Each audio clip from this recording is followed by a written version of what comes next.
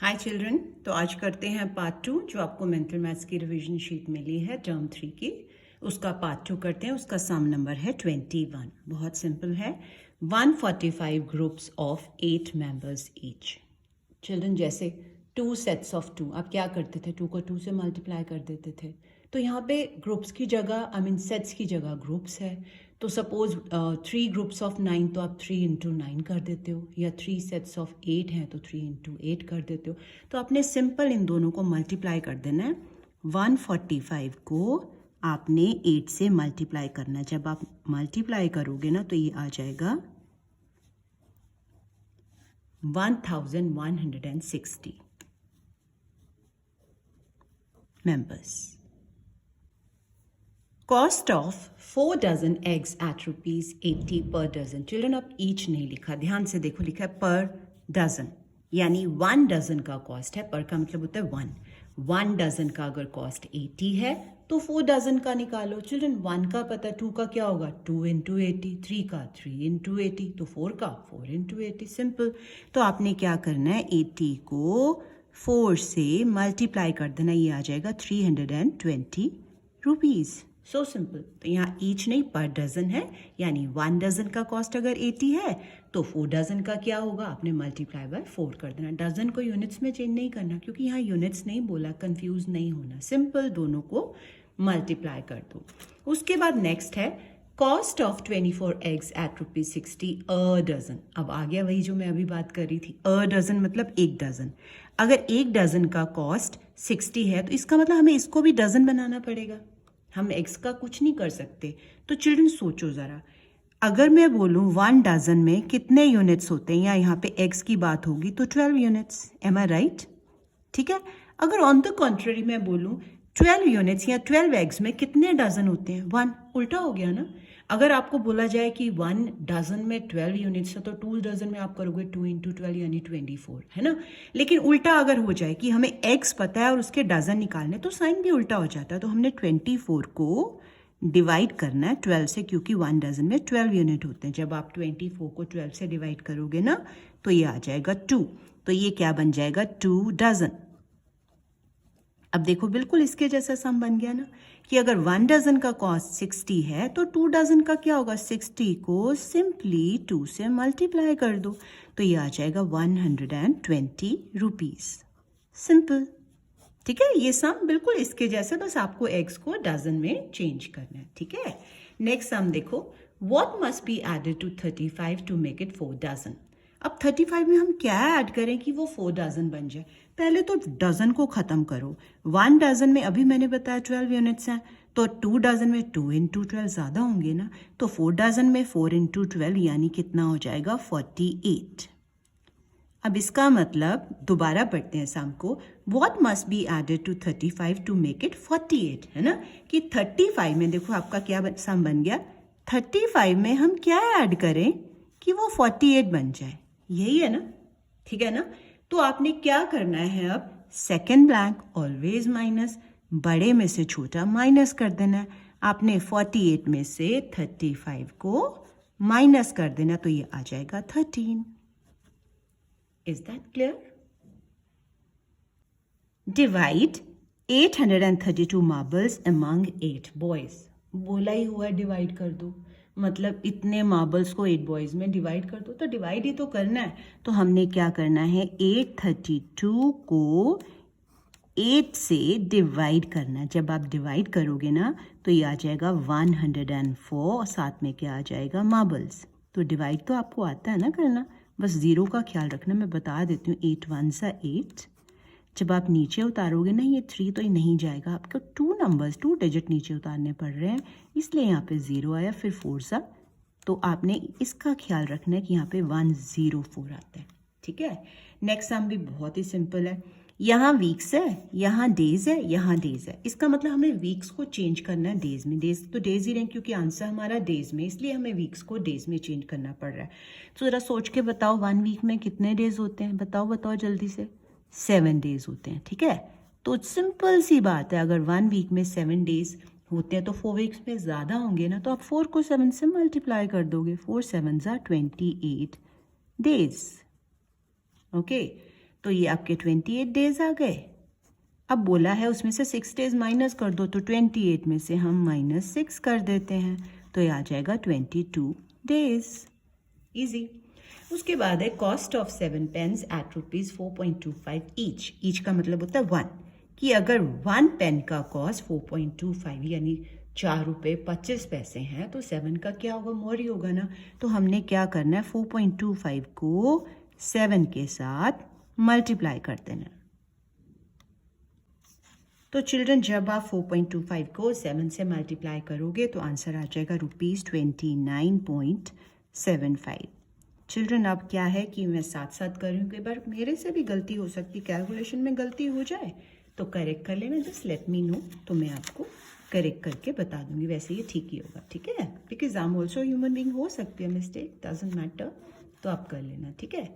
चलो 28, put greater और smaller. हमने देखना है कि ये जो 40 टेंस है इससे बड़ा है या छोटा है। पहले तो इसको सिंप्लीफाई करो। 40 टेंस का मतलब क्या होता है, 40 के साथ टेंस का मतलब एक जीरो लगाना, लगा दिया। अब 30 टेंस का मतलब वही 30 के साथ एक जीरो लगा दो, क्योंकि 10 में 1 जीरो होती है ना, अगर 100 होता तो 2 जीरो लगा देते।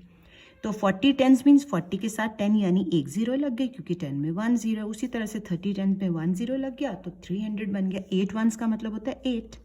इन दोनों को ऐड करो, ये आ जाएगा 308।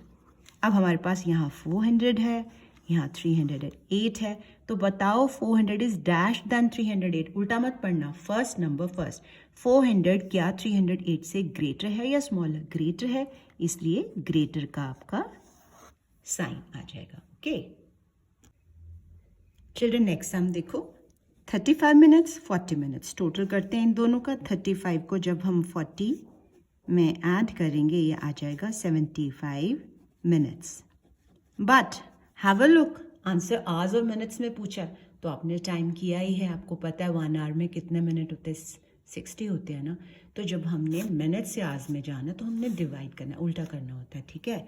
तो हम क्या करेंगे, 75 को 60 से करेंगे डिवाइड। तो अब करते हैं हम डिवाइड। ये देखो 75 को 60 से डिवाइड किया, 61 ज़ा 60, और सिंपल ये जो क्वोशंट है ना, ये पहले वाला यानी ये वाला आर होगा, और ये जो 15 है ये हमारे क्या होंगे, मिनट्स। तो ये आप टाइम के चैप्टर में आप कर चुके हो। ये 1 आवर आप यहाँ पुट कर दोगे, और ये 15 मिनट्स जो रिमाइंडर आया यहाँ पे लिख दोगे। सो सिंपल, ठीक है। नेक्स्ट हम देखो, इज 4350 डिविजिबल बाय 5। 5 की डिविजिबिलिटी क्या है, लास्ट डिजिट इधर 0 हो या 5 हो, या यहाँ पे 0 हो लास्ट में या 5 हो, तो वो 5 से डिविजिबल होता है। एग्जाम में हो सकता है आपको आ जाए 4355, तो तब भी यस है, यहाँ 0 आया तब भी यस है, तो आप दोनों सिचुएशन में क्या लिखोगे, आंसर यस। उसके बाद पूछा find the quotient. Find the quotient का मतलब होता है डिवाइड करना, एक्चुअली डिवाइड करना। जब आप 4350 को 5 से डिवाइड करोगे ना, तो ये आ जाएगा 870। आप डिवाइड कर लेना अपने आप, तो ये आ जाएगा 870। Okay, What should be added to ₹65 to make it ₹100? पीछे मैंने ये सम कराया आपको, ठीक है ना, कि हम 65 में क्या ऐड करें, यही पूछा ना। What should be added to 65? 65 में क्या ऐड करें कि वो क्या बन जाए, 100, ठीक है। तो सेकंड ब्लैंक ऑलवेज माइनस, 100 में से 65 माइनस कर दो, तो हम 100 में से 65 को करते हैं माइनस, तो ये आ जाएगा ₹35। Simple, okay. नेक्स्ट देखो, how many pieces of wire of length 20 metre can be cut from a wire of length 1 kilometre. ध्यान से सुनना कि हमने एक 1 किलोमीटर की लंबी पूरी वायर है, उसके पीसेस करने हैं, और पीसेस की लेंथ कितनी है, 20 मीटर की, ठीक है। तो ध्यान से सुनना, ये वाली वायर के पीसेस करने, इसका मतलब पहले हमने ये लिखना है, लेकिन ये किलोमीटर है, ये मीटर है, हमें इसको चेंज करना है मीटर में। 1 किलोमीटर में 1000 मीटर होते, पहले हमें ये करना पड़ेगा, याद रखना, नहीं तो सम रॉन्ग हो जाएगा। कभी भी हम किलोमीटर को मीटर से डिवाइड नहीं कर सकते। तो सोचो चिल्ड्रन, हमने ये वाली वायर के पीसेस करने, एक तरह से ये वाली वायर को क्या करना है, डिवाइड करके पीसेस करने, तो हमने एक्चुअली भी डिवाइड ही करना है। हमने क्या करना है, ये जो 1000 है ना, बताती हूँ आपको, 1000 है ना, यानी जो लंबी हमारी लेंथ है मीटर की, इसको डिवाइड कर देना है क्या है, लेंथ ऑफ पीस से, जो भी पीस की लेंथ है। और मैंने बताया था डिवीजन में 0 के साथ 0 कट सकता है, लास्ट में एक 0 कट गया, क्या बच गया 100, यहाँ बच गया 2, यानी अब आपने 100 को करना है 2 से डिवाइड। जब आप करोगे तो ये आ जाएगा 50 पीसेस। तो ध्यान से दोबारा देख लेना सम, जैसे मैंने समझाया क्लियर हो जाएगा आपको। Okay, what number plus 109 gives 200, यानी कौन सा नंबर है, व्हाट मतलब क्वेश्चन मार्क, प्लस यही लिखा ना क्वेश्चन मार्क, कौन सा नंबर प्लस 109, कि हम किस नंबर में 109 ऐड करें तो गिव्स यानी इक्वल टू क्या आ जाए 200। फिर से समझ लो, what number means question mark, plus मैंने लिख दिया 109, गिव्स यानी इक्वल टू, यानी वो क्या बन जाए 200 बन जाए। ठीक है, तो first blank change the sign, हमारा ये साइन हो जाएगा चेंज माइनस, तो ये क्या बन जाएगा, बड़े नंबर में से 200 में से आपने 109 को कर देना है माइनस। जब आप माइनस करोगे तो ये आ जाएगा 91, तो यहाँ पे क्या आंसर आ जाएगा 91। क्लियर। नेक्स्ट हम देखो, which number when multiplied by 8 is 8 less than 70। पहले इसको ब्रैकेट लगाओ, पहले 6 लेस करो 70 में से, 70 में से हम 6 को लेस यानी माइनस करते हैं तो ये आ जाएगा 64, यानी इस ब्रैकेट का आंसर आ गया 64। राइट, अब दोबारा पढ़ते हैं, which number when multiplied by 8, कि वो कौन सा नंबर है, which number means question mark, उसको मल्टीप्लाई करें 8 के साथ, इज मतलब इक्वल टू क्या बन जाए 64, कि हम 8 को किसके साथ मल्टीप्लाई करें तो 64 बन जाएगा, बताओ 8 के साथ ही, तो क्या आंसर आ जाएगा 8। ठीक है, सपोज लिखा होता which number when multiplied by 8 is, suppose यहाँ पे 80 आ जाता, ठीक है, तो हमारा सम बन जाता question mark into 10 is equal to 80, तो 8 कितने जा 80 होता है, 8 10 जा 80।